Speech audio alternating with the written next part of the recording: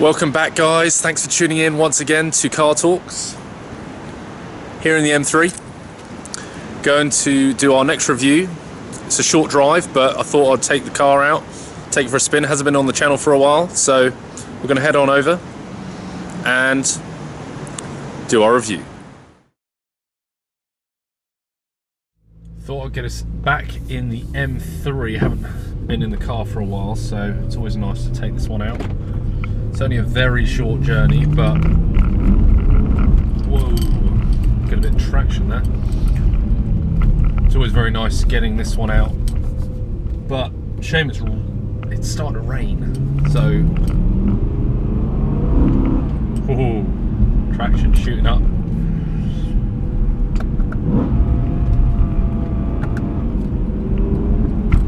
Very nice. Yeah.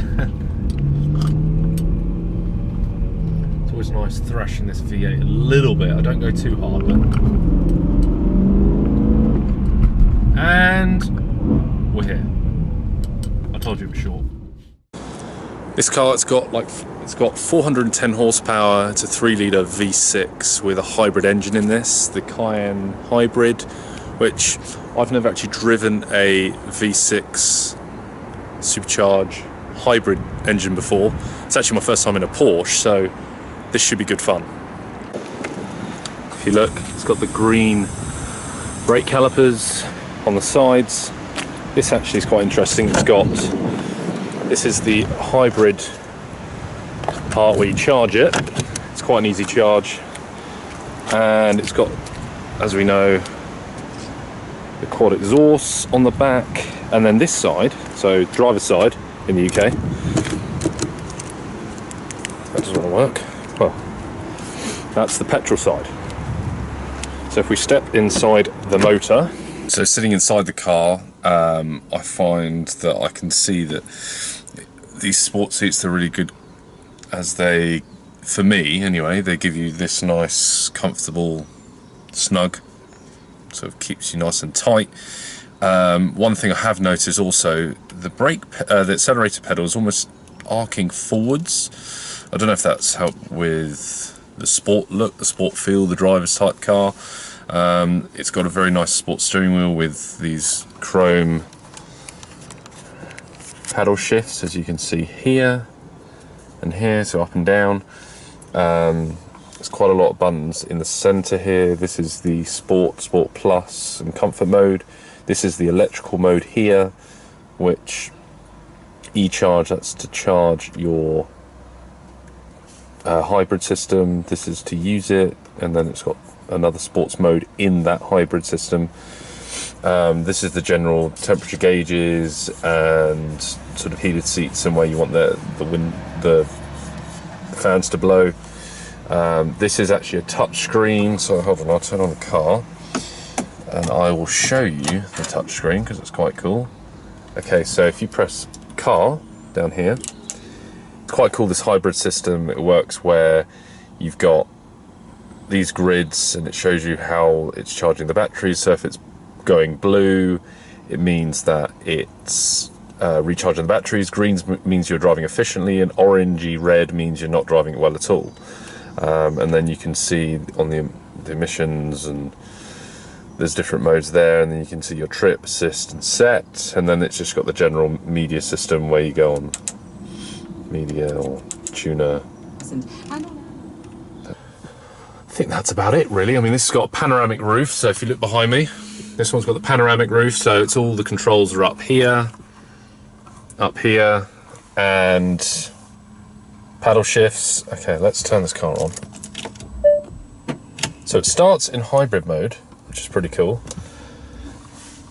and I'm guessing once you put it into reverse, it's got the reversing camera, engine kicks on. Yeah, cool. This has got a 3-litre V6 supercharge with an e-hybrid system. So what that means, it's got a 94 horsepower e-hybrid system, which tends to intermittently kick in, give it an extra little bit of boost. You can get 78 mile an hour speed just on the hybrid alone, but if you have just in normal mode, I can say it ranged around 500 miles because of the e-hybrid system kicking in. It's got a 0 to 60 time of 5.9 seconds in this 2017 model, which is produced by a 410 horsepower 3-litre V6 supercharge. And that's not bad at all for this car being over 2.2 tons. It is quite nippy. It's got a comfort mode, which I'm in currently. It's also got a sport and a sports plus mode.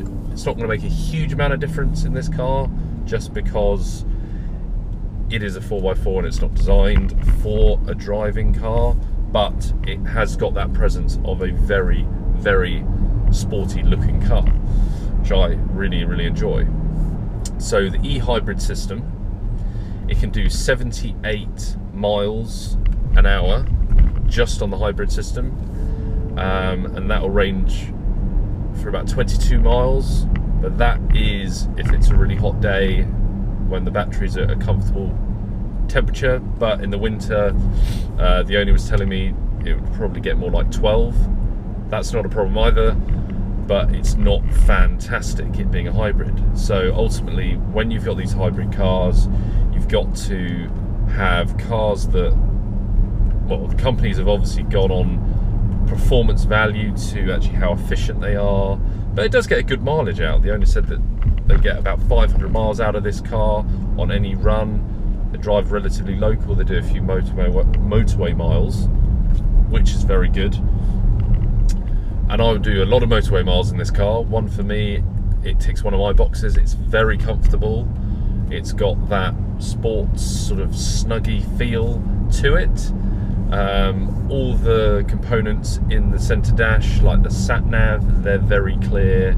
The touchscreen is good, but for me, there's too many buttons, and that's a tick. It is a good drive so far. I've been in it on and off for the last couple of days, but what I can't get used to is the hybrid system suddenly kicking in if